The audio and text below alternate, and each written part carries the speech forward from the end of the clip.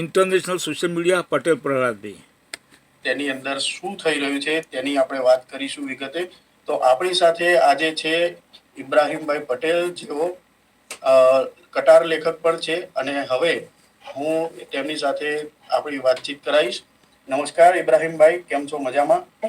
મારી સોના અને ચાંદીની તેજીની શુભકામનાઓ બધા વ્યુઅર્સને. Thank you. હવે મને એમ કહો કે તમારો આટલો લાંબો અનુભવ છે, 45 વર્ષનો લાંબો અનુભવ છે, અને હાલના માર્કેટને જોતા તમે સોના અને ચાંદીના ભાવને કેવી રીતે જોઈ રહ્યા છો કે આ જે સોનાના ભાવ છે એ કેમ વધી રહ્યા છે? તેનું સૌથી પહેલા તો આપણે કારણ દર્શકોને જણાવીશું. હવે સામાન્ય રીતે રોકાણકાર હોય એણે પોતાનું જે રોકાણ જે ફિલ્ડમાં કર્યું હોય એ રોકાણનું એને ડે ટુ ડે એનું ધ્યાન રાખવું જોઈએ. ધ્યાન રાખવા માટે થઈને જે કંઈ ન્યૂઝ આવતા હોય એનું અવલોકન અને આકલન કરવું જોઈએ અને એ આકલનના આધારે પોતાના ઇન્વેસ્ટમેન્ટનો નિર્ણય લેવો જોઈએ. આજે ઇબ્રાહીમ પટેલ તમને તેજી કે મંદીની કોઈ વાત કરે તો તમારે સ્વીકારવાની નથી, પણ તમારું મન શું કહે છે, તમારું પોતાનું રિસર્ચ શું કહે છે અને એના આધારે તમે શું ડિસિઝન લઈ શકો છો. તમે 500 રૂપિયાનું રોકાણ કરી શકો છો અને 5 લાખ રૂપિયાનું પણ કરી શકો. એ બધો આધાર તમારા ઉપર છે. ઇબ્રાહીમ પટેલ કહેશે અથવા તો નવજીવન કહેશે એ પ્રમાણે તમારે કરવાનું નથી. રહી વાત હવે ભાવનું નિર્ધારણ કઈ રીતે થાય છે એ આપણે સમજીએ.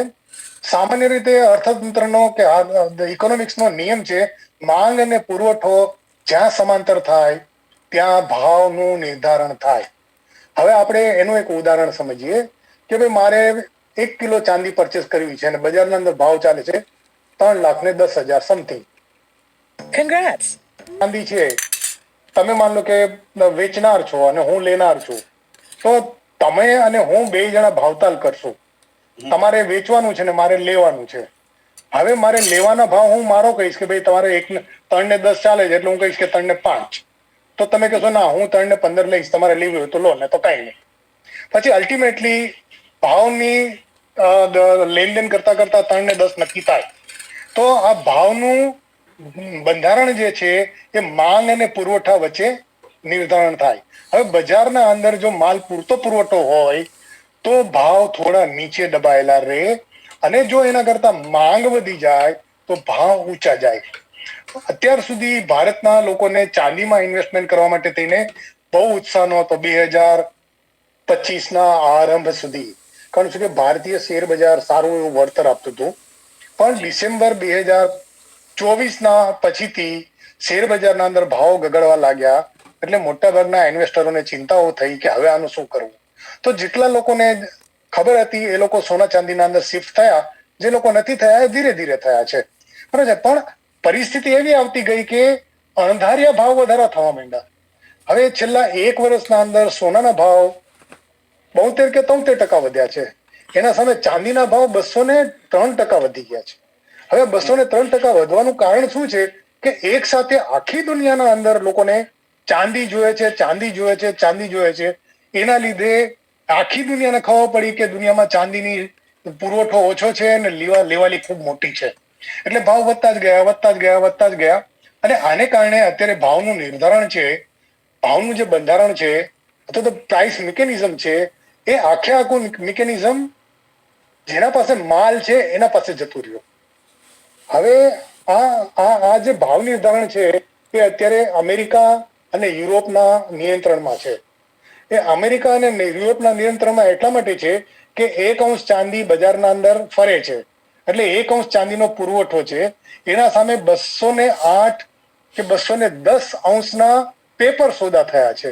પેપર સોદા એટલે ETF, મ્યુચ્યુઅલ ફંડ, શેર બજાર, કોમોડિટી બજારના અંદર વાયદા, ઓપ્શન, બોન્ડ, આવા બધા જે પેપર સોદાઓ છે એ પેપર સોદાઓનું પ્રમાણ ખૂબ બધું વધી ગયું. એના લીધે પ્રાઇસ મિકેનિઝમ જે માંગ અને પુરવઠાના સામે થવું જોઈએ એના બદલે પેપર ડોક્યુમેન્ટથી થવા માંડ્યું. હા ભાઈ.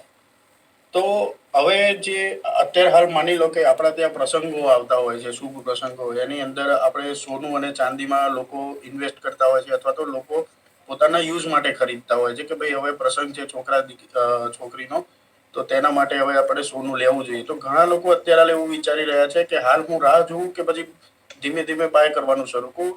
મતલબ કે યા પછી એક સાથે જ બધું બાય કરી લો, તો એમાં તમારી શું સલાહ છે કે હાલ એની રાહ જોવી જોઈએ કે આ ભાવ નીચે આવશે એવી રાહ જોવી જોઈએ કે પછી બાય કરતું રહેવું જોઈએ?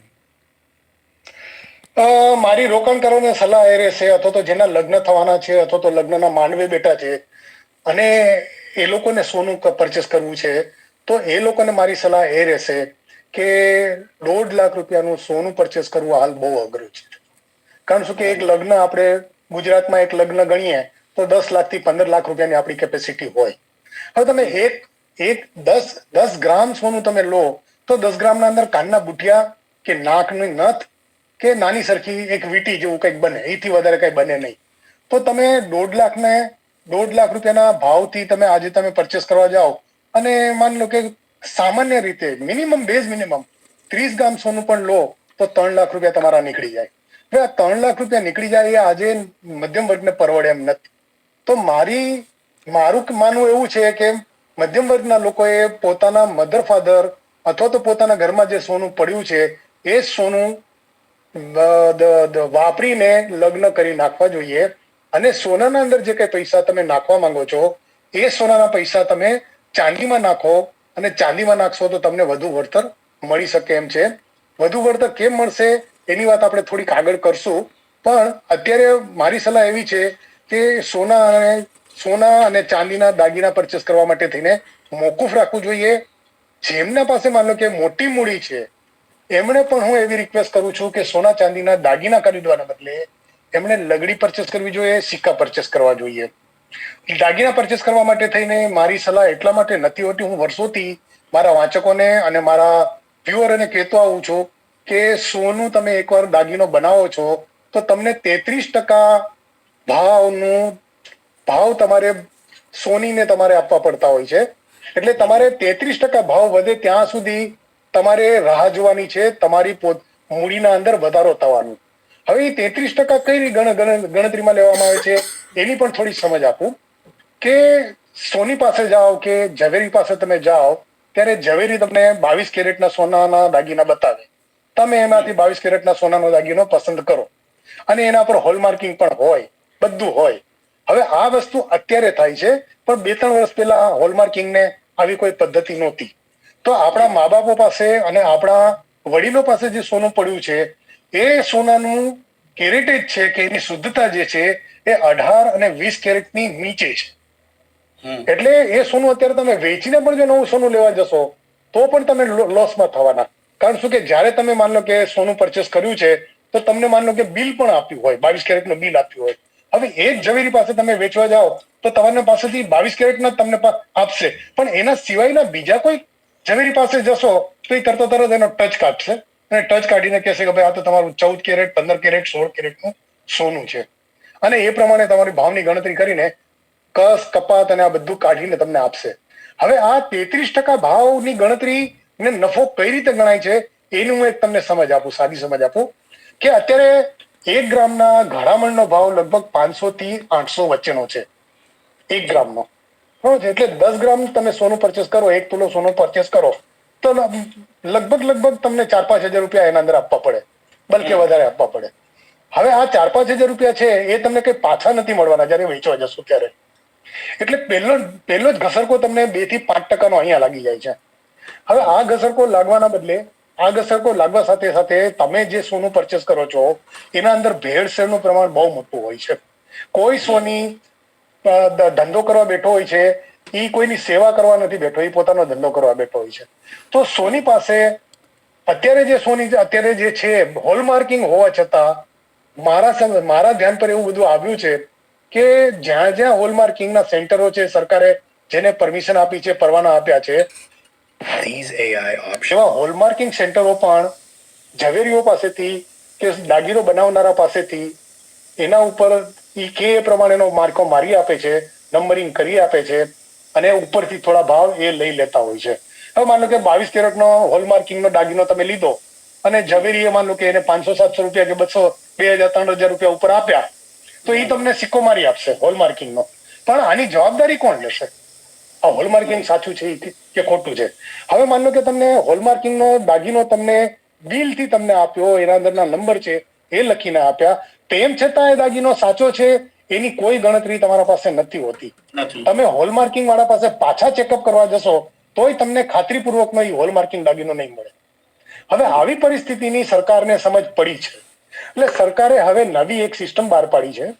એ સિસ્ટમના અંદર એવું છે કે તમે જ્યારે એક ઝવેરી કે એક દાગીનો ઘડનાર હોલમાર્કિંગ કરાવવા જાય ત્યારે હોલમાર્કિંગનો નંબર, એનો હોલમાર્કિંગ અને એનો ફોટો, આ ત્રણેય વસ્તુ એને એની વેબસાઇટ ઉપર ચડાવવાની છે. Bureau of Indian standard, BIS કહેવાય એને. અને BIS ની વેબસાઇટ ઉપર જઈને તમારા પાસે જે દાગીનો તમે પરચેસ કર્યો છે એનો ફોટો પાડવાનો અને એ ફોટાના આધારે તમારો દાગીનો એ BIS ની વેબસાઇટ ઉપર તમારા નંબર આપેલા છે એ નંબરથી મેચ કરે છે કે નહીં, ત્યારે તમારે સમજવાનું કે આ દાગીનો હોલમાર્કિંગ વાળો અને સાચા કેરેટ બતાવે છે. પણ જો તમારો ફોટો ત્યાં ન હોય તેમ છતાં હોલમાર્કિંગ નું સર્ટિફિકેટ તમને તમારા બુલિયન ડીલરે આપ્યું હોય તો એના અંદર ભરોસો કરવો નહીં. સાચું છે ખોટું છે એવું હું નથી કહેવા માંગતો, પણ તમારે ભરોસો તમારે એના પર કરવાના બદલે સરકારે જે BIS ની વેબસાઇટ ઉપર છે, બ્યુરો ઓફ ઇન્ડિયન સ્ટાન્ડર્ડની જે વેબસાઇટ છે એના પર જઈને તમારા દાગીનાની ફોટો મૂકીને એ દાગીનાનો ફોટો અને BIS ના દાગીનાનો ફોટો અને એના અંદર લખેલા BIS ના નંબર, હોલમાર્કિંગ ના નંબર, આ બધી વસ્તુ તપાસ્યા પછીથી તમારે નક્કી કરવાનું છે કે આ સાચો છે. હવે પરિસ્થિતિ એ થાય છે કે જો તમારે દાગીનો ખરીદવું હોય અને સરકારે આ નિયમ કર્યો છે તો તમે પોતે જ જઈને તમારા જ્વેલરને કહી શકશો કે તું મને હોલમાર્કિંગ થયેલું છે એનું તારી વેબસાઇટ ઉપર મને બતાવ. બરાબર છે? એટલે એ જો તમને બતાવી શકે તો તમારે માનવાનું કે હવે તમે જે કઈ પરચેસ કરી રહ્યા છો એ સાચું છે. બરાબર છે? હવે આના લીધે થયું છે શું કે ઝવેરીઓનો નફો સરકારે આવી ટાઇટનેસ કરી ગ્રાહકોને છેતરાતા બચાવવા માટે થઈને આવા નવા નિયમો કર્યા. એના લીધે ઓટોમેટિકલી ઝવેરીઓનો જે નફો છે એ ઘટીને લગભગ 10 થી 15% તરફ આવી ગયો છે, જે 33% હતો. 33% એ રીતના હતો કે માનો કે 22 કેરેટનો દાગીનો આપ્યો હોય અને હોય 18 કેરેટનું. હવે આજે ભાવ આટલા મોટા થઈ ગયા છે એના લીધે ઝવેરીઓને પોતાના દાગીના વેચવા મુશ્કેલ થઈ ગયા છે. એના લીધે અમારા જેવા જે એનાલિસ્ટો જે સલાહ આપે છે કે આજે દાગીનો પરચેસ નહીં કરવો જોઈએ. આજે તમારે માન લો કે ઇન્વેસ્ટમેન્ટ કરવું છે. આ સોનું એ તમારી મરણ મૂડી છે. તમે તમારી દીકરીને, તમારી વહુને, તમારા દીકરાને કે જેને કંઈ તમે સોનું આપતા હોય એ એની મરણ મૂડી છે. અને એ મરણ મૂડી એ રીતના ગણાય કે જ્યારે એ મુશ્કેલીમાં આવે ત્યારે એ સોનું કાઢીને વેચવાનું હોય. કોઈના ઘરે માન લો કે 5-10 વર્ષે મુશ્કેલી આવી અને એ સોનું વેચવા નીકળે અને તમારા જ્વેલરે માન લો કે પાટિયા બદલી નાખ્યા હોય કે સોનું ઝવેરીની દુકાનો બંધ થઈ ગઈ હોય તો તમારું શું થાય?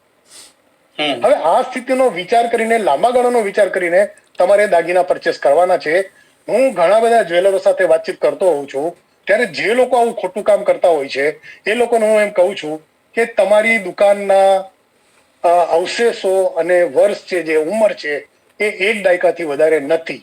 1 દાયકા પછીથી તમને આજે જે મૂલ્ય ઝવેરીઓની જે દુકાન દેખાય છે એ 50% દુકાનો નહીં હોય. એવા સમયે જયારે તમે તમારો દાગીનો વેચવા જશો તો કોને વેચવા જશો? જો તમારા પાસે ફૂલ પ્રૂફ ખાતરી નહીં હોય, BIS નો દાગીનો છે એવું તમે નહીં પ્રૂવ કરી શકો, તમારા પાસે બિલ હશે, તમારા પાસે એના અંદર લખ્યું હશે, તેમ છતાં એ માનવામાં નહીં આવે. કારણ શું કે તમે જેના પાસેથી લીધો છે એના કરતા બીજા ડીલર પાસે વેચવા જઈ રહ્યા છો. તો આ સામાન્ય સમજ છે. લોકોએ આટલા ઊંચા ભાવે સોનું પરચેસ કરવા માટે થઈને ખૂબ સાવચેતી રાખવી જોઈએ.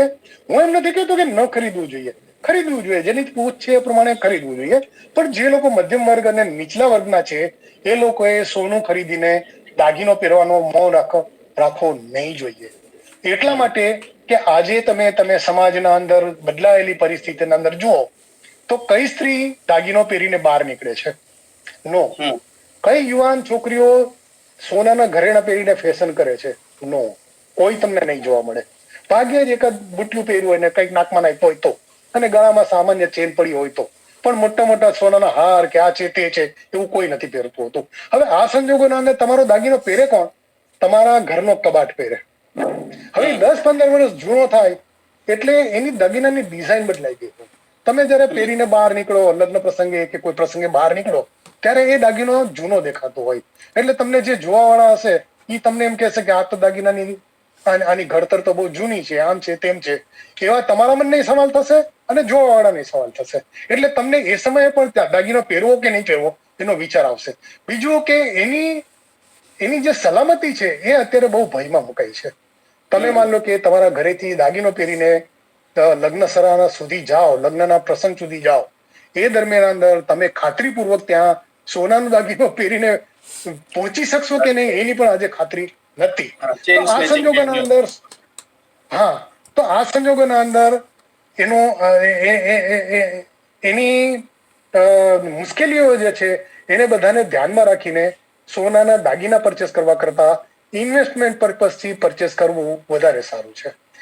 જેમને માન લો કે દાગીના પહેરવાનો છે, શોખ છે, એ દાગીનો એમણે 1 ગ્રામ ગોલ્ડ અથવા તો આવા જે સેકન્ડ હેન્ડ ટાઈપના જે દાગીના આવે છે એ દાગીના પહેરીને લગ્ન પ્રસંગ ઉકેલી નાખવો જોઈએ.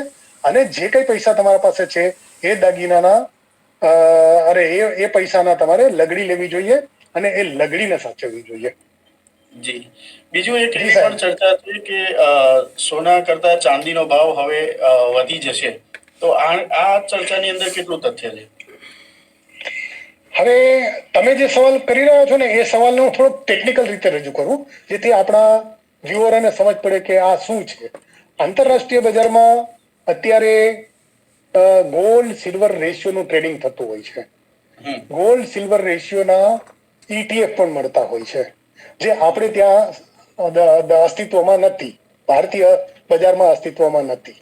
હવે આ ગોલ્ડ સિલ્વર રેશિયો એ શું છે કે 1 અંશ સોનું, 1 અંશ એટલે 31.1034 ગ્રામ. તમે જેને 1 અંશ કહો છો એ 1 અંશ 10 ગ્રામ નહીં.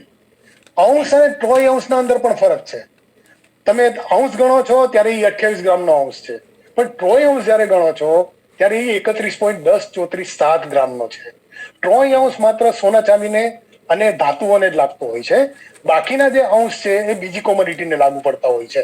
તો સોના માટે જયારે તમે 1 અંશનું કઈ પરચેસ કરો છો ત્યારે તમારે ખાતરી રાખવાની છે કે એના અંદર 31.1034 ગ્રામ, 4 ડેસિમલ સુધી કહું છું, 31.1034 ગ્રામ. હવે આ આંતરરાષ્ટ્રીય બજારના અંદર આ પ્રમાણેના ભાવ ચાલતા હોય છે, 1 અંશના ભાવ ચાલતા હોય છે. તો 1 અંશ સોનાનો ભાવ અને 1 અંશ ચાંદીનો ભાવ.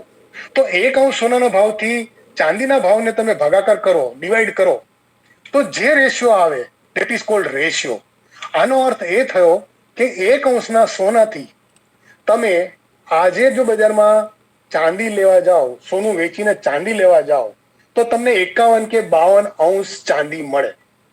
જી, હવે આ જે રેશિયો છે એ સંદર્ભમાં છે. હવે સોનું વેચીને તમે ચાંદી લો છો તો તમારે જોવાનું છે કે ભાઈ ભાવની વધઘટ કઈ રીતે દિશામાં જઈ રહી છે. હું તમને કહું કે જાન્યુઆરી ફેબ્રુઆરી 2025 અંદર આ રેશિયો એક તબક્કે 104 થયો હતો. 104 એટલા માટે થયો હતો કે સોનાના ભાવ ખૂબ ઝડપથી વધતા હતા અને ચાંદીના ભાવ ધીમે ધીમે વધતા હતા. તો એના લીધે ભાવનો જે રેશિયો જે છે એ 104 થઈ ગયો હતો. એનો અર્થ એ થયો કે 1 અંશ સોનું તમે વેચો તો એના સામે તમને 104 અંશ ચાંદી મળતી હતી. અને આ જે રેશિયો ટ્રેડિંગ છે એ રેશિયો ટ્રેડિંગને મારે સમજવા માટે થઈને મેં મારા મ્યુચ્યુઅલ ફંડના મેનેજરને કહ્યું હતું કે તું એ મારું 1 લાખનું સોનું વેચી નાખ અને એના સામે મને ચાંદી મને લેવી છે અને કેટલી ચાંદી આવે છે એ મારે જાણવું હતું. તો ભારતના અંદર 10 ગ્રામના કે કિલોના ભાવથી એ રીતના હોય છે. તો 1 કિલોના અંદર તમને 31 અંશ પ્લસ સમથિંગ પ્લસ ચાંદી 31.18 કે 20 એવું કંઈક હોય છે. 31 આટલા અંશ તમને આવે. હવે એટલા અંશ પ્રમાણે મેં ગણતરી કરી તો મને લગભગ છે ને ભારતીય ભાવ પ્રમાણે 90 નો રેશિયો બેસતો હતો. એટલે વર્લ્ડના અંદર આ રેશિયો જુદા જુદા હોય, ભાવથી જુદા જુદા હોય.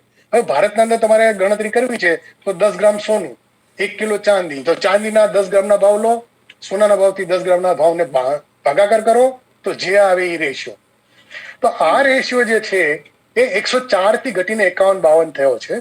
હવે ચાંદીના ભાવ જે રીતના વધી રહ્યા છે, જે ઝડપથી ઉપર જઈ રહ્યા છે, હું શું કામ ઉપર જયા છે હું પછી કહું છું, પેલા હું તમને આ સમજાવી દઉં કે ભાવ જે રીતના ઉપર જઈ રહ્યા છે એ જોતા આ રેશિયો 50 ની નીચે ક્યાંક 40 પ્લસ માઇનસ થઈ શકે છે. આનો અર્થ એ કરી શકાય કે ચાંદીના ભાવ ઝડપથી ઊંચે જશે અને સોનાના ભાવ ધીમે ધીમે ઉપર જશે. બંનેના ભાવ ઉપર જવાના સંભાવનાઓ છે. એટલે અત્યારે સોના અને ચાંદીમાં મંદી નથી. એટલા માટે મંદી નથી, એના ઘણા બધા કારણો છે કે આપણી જે કરન્સી વેલ્યુ જે છે, આપણે 1 રૂપિયો છે, આપણો રૂપિયો જે છે એ અમેરિકન ડોલર અને વિશ્વ બજારની બીજી કરન્સીઓ સામે નબળો પડી રહ્યો છે. આપણી કરન્સી જે છે, આપણે માત્ર ડોલર સામે એને સલામતી આપણે ગણીએ તો 2 મહિના પહેલા આપણો રૂપિયો $1 સામે 89 હતા. આજે એ જ $1 આપણને 51 રૂપિયાને સમથિંગ પૈસા ચૂકવવા પડે છે. એટલે આપણો રૂપિયો નબળો પડ્યો છે.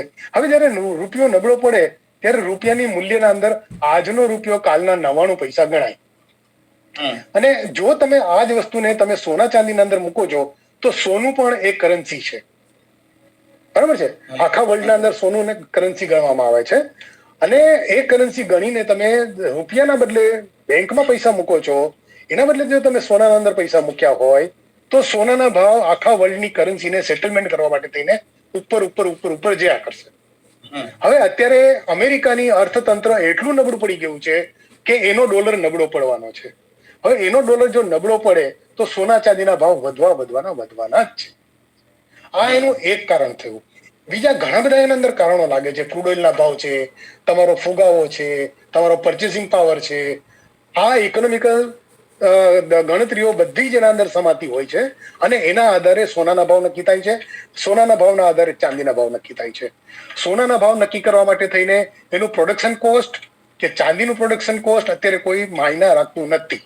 અત્યારે માંગ અને પુરવઠાના આધારે જ એના ભાવ નક્કી થાય છે. જી સાહેબ.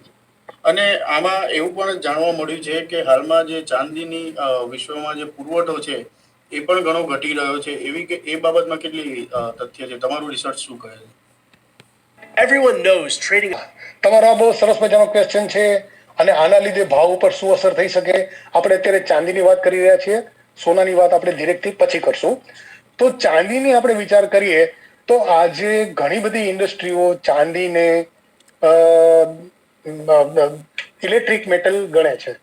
એટલે એનો જે એ ધાતુ પીગળવાનો જે આ જે છે એ કોપરનો જે છે, તાંબાનો જે છે એ 40 થી 50% એ પીગળી જાય. બરાબર છે? 50% સેલ્સિયસ સેન્ટીગ્રેડ થી એ પીગળે. પણ ચાંદી પીગળે છે લગભગ 90 થી 97 સેન્ટીગ્રેડ થી પીગળે છે. હા, હવે આના લીધે વીજળી પ્રવાહ જે છે એને લાંબા સમય સુધી જતો આવતો અખંડ રાખવા માટે થઈને જે ચાંદી વાપરે છે એના અંદર એ ચાંદીનું મૂલ્ય અને એની કેપેસિટી વધી જાય છે. હવે અત્યારે માની લો કે આપણે સોલાર પેનલનું લઈએ તો સોલાર પેનલ સામાન્ય રીતે આપણે તડકામાં રાખતા હોઈએ છીએ. ભારતીય ઉષ્ણતામાનની આપણે ગણતરી કરીએ તો 50 સેન્ટીગ્રેડ પ્લસ માઇનસ હોય છે. તો 50 સેન્ટીગ્રેડના અંદર ચાંદી પીગળી નહીં જાય, એટલે એ બ્રેક નહીં થાય. એનો જે પુરવઠો છે ને, જે સૂર્યમાંથી આવીને પુરવઠો બને છે એનો વીજળીનું ઉત્પાદન નહીં, ઉપાર્જન કહેવાય ને, એ ઉપાર્જન થાય છે. એ ઉપાર્જન જો એ ચાંદીનો જોડ છે એ કટ થઈ જાય તો વીજળી આવતી બંધ થઈ જાય. તો આના માટે થઈને સોલાર પેનલના અંદર મોટા પાયે ચાંદી વાપરવામાં આવે છે. એ જ પ્રમાણે આપણી ઘણી બધી ઇન્ડસ્ટ્રીઓ ચાંદી વાપરતી થઈ ગઈ છે. આપણા દેશના અંદર ચાંદીની ભસ્મમાંથી ઘણી બધી આયુર્વેદિક દવાઓ બને છે, ઘણી બધી યુનાની દવાઓ બને છે. અને ગઈકાલે જ મને મારા એક આયુર્વેદિક વેપારીએ મને કહ્યું કે ભાઈ અમારા આયુર્વેદિક દવાઓના ભાવ કેમ વધી ગયા છે? તો મેં એમને કહ્યું કે જે દવાના અંદર ચાંદી વપરાય છે એ દવાના ભાવ તમારા વધી ગયા છે. તો એને મગજના અંદર બેસી ગયો કે આ વાત બરાબર છે. તો આ રીતના ચાંદીની માંગ અને પુરવઠા વચ્ચેનો બહુ મોટો ગેપ પડી ગયો છે.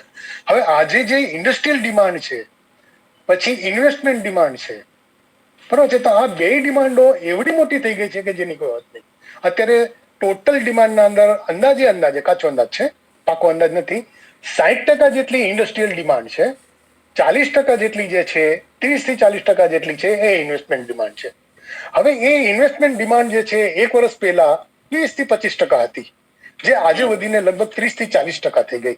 તો એક બાજુથી ઇન્ડસ્ટ્રીયલ ડિમાન્ડ વધી, બીજી બાજુથી ભાવ વધવાના છે એવા આશાવાદ પાછળ ચાંદીના ઇન્વેસ્ટરો પણ વધ્યા. તો આ બંનેનો સમાવેશ એક સાથે ડિમાન્ડમાં આવ્યો. હવે આ ડિમાન્ડ સપ્લાયનો જે ગેપ છે એ આજે 20 વર્ષના પુરવઠા ગેપ જેટલો છે. એટલે આજે જો તમારે ચાંદી આજે ચાંદી તમારે જોઈતી હોય તો એ ચાંદીનો સ્ટોક 20 વર્ષના તળિયે જતો રહ્યો છે. હવે જે ચાંદીની ખાણો જે છે, ખાણોને પણ ખબર પડી છે કે ભાઈ આ ચાંદીના ભાવ વધી રહ્યા છે અને ચાંદીની ખાણો જે છે એ હેજિંગ કરતી હોય છે. પોતાનું 2 વર્ષ 3 વર્ષનું જે પ્રોડક્શન હોય એ ઇન્ડસ્ટ્રીઓને વેચતી હોય, 2 વર્ષ 3 વર્ષના એડવાન્સ ભાવથી વેચતી હોય. હવે જેમણે માનો કે 2025 ના આરંભથી સોદા કર્યા છે એના સોદા હશે લગભગ $40 પ્લસ આસપાસના સોદા હશે. હવે એ ભાવ આજે થઈ ગયા $92-93. તો પેલી ખાણ કંપનીઓ તમને ચાંદી કઈ રીતે પૂરી પાડશે? એનું પ્રોડક્શન કોસ્ટ જે છે તો એ તો છે જ, પણ જે થોડીક વધી હશે, પણ એના પાસે જે હવે પછીનું પ્રોડક્શન છે અને હવે પછીના સોદા કરવા છે એનું શું? તો આવી ખાણ કંપનીઓના નફા ઉપર મોટા પાયે અસર પડે એવી શક્યતાઓને કારણે ખાણ કંપનીઓ પણ અત્યારે બજારના અંદર ફિઝિકલ ચાંદી લેવા આવી છે, જેણે પોતાના હેજિંગના સોદાને, હેજિંગ એટલે 2 વર્ષ 3 વર્ષ પછીના જે સોદા હોય ને, હેજિંગ એટલે સલામતી. તમારી ઉત્પાદનની સલામતી માટે થઈને તમે 2 વર્ષ 3 વર્ષનું આયોજન કરતા હો, કાચા માલનું આયોજન કરતા હો, અને એના આધારે તમે કાચા માલને, માન લો કે કાર છે તમારા પાસે, તો કાર આગામી 2 વર્ષના અંદર કેટલી વેચાવાની છે એનું તમે ટાર્ગેટ બાંધો અને એ રીતના તમે કાર બનાવીને તમે વેચવાના હો તો તમારે પ્રોડક્શન કોસ્ટ 2 વર્ષ પછીની કાઢવાની છે. અને આજની કોસ્ટ છે એ જુદી છે, પણ 2 વર્ષ પછીની કોસ્ટ શું હશે? તો 2 વર્ષ પછી માન લો કે $170 ભાવ થઈ ગયા હોય ચાંદીના, તો કારની કિંમતના અંદર 2 વર્ષ પછીના ભાવ આજે ઉમેરી દેવા પડે. તો આ રીતના બધી જ વસ્તુઓ મોંઘી થવા માંડી. આપણે સરકારને એવી વિનંતી કરીએ છીએ કે સાહેબ હવે અમારે લગ્ન કેમ કરવા? તો સરકાર તમને કોઈ રાહત આપવાની સ્થિતિમાં નથી. શું કામ? કે સોનું અને ચાંદી જે છે એ બંને હવે કરન્સી વેલ્યુ ધરાવતી વસ્તુ થઈ ગઈ છે. તો સરકાર પોતાની કરન્સી એના સામે અવમૂલ્યન થઈ રહ્યું છે, તો તમને લાભ આપીને કે તમને સસ્તા ભાવ અપાવીને સરકાર પોતાના ટેક્સ નફાને શું કામ ઓછો કરે? તો લોકો અને ઝવેરીઓએ એવી ડિમાન્ડ મૂકી છે. અત્યારે તમે છાપામાં વાંચી શકતા હશો કે સરકાર પાસે બજેટ આવી રહ્યું છે 31મી જાન્યુઆરી અથવા તો 1 ફેબ્રુઆરીએ. એ બજેટના અંદર સોના અને ચાંદીની આયાત જકાત ઘટાડવાની માંગ કરી છે. જો આયાત જકાત ઘટાડીએ તો આપણી આયાતના અંદર આડેધડ વધારો થાય એમ છે. આપણો દેશ અત્યારે ઇકોનોમિકલ, ફાઇનાન્શિયલ નબળી કન્ડિશનમાંથી પસાર થઈ રહ્યો છે. તમે ગઈકાલે એક જ દિવસનું જુઓ કે ખાલી અમેરિકાએ આપણે યુરોપને ધમકી આપી કે જો તમે અમને આદેશ નહીં આપો તો અમે તમારા ઉપર 1 ફેબ્રુઆરીથી 10% ડ્યુટી વધારશું, અને એપ્રિલથી અમે આ ડ્યુટી 25% વધારી નાખશું. હવે આ ધમકી આપવાના કારણે બધા જ આખા વર્લ્ડના શેર બજારોમાં ગાબડા પડી ગયા. ભારતના અંદર એક જ દિવસના અંદર 8 અબજ રૂપિયાનું ગાબડું પડ્યું છે. ઇન્વેસ્ટરોના 8 અબજ રૂપિયા ધોવાઈ ગયા.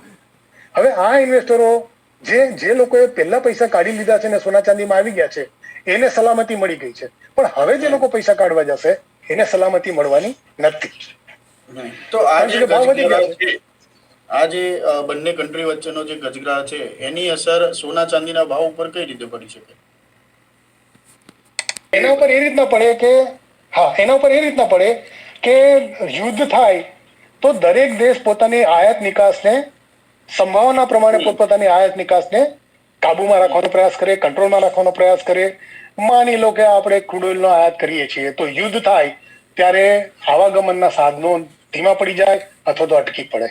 તો એ યુદ્ધ થવાનું છે એવા વિચાર સાથે ભારત પણ 1 બેરલ ક્રૂડ જોઈતું હોય તો એના બદલે 5 બેરલ ક્રૂડ મંગાવશે.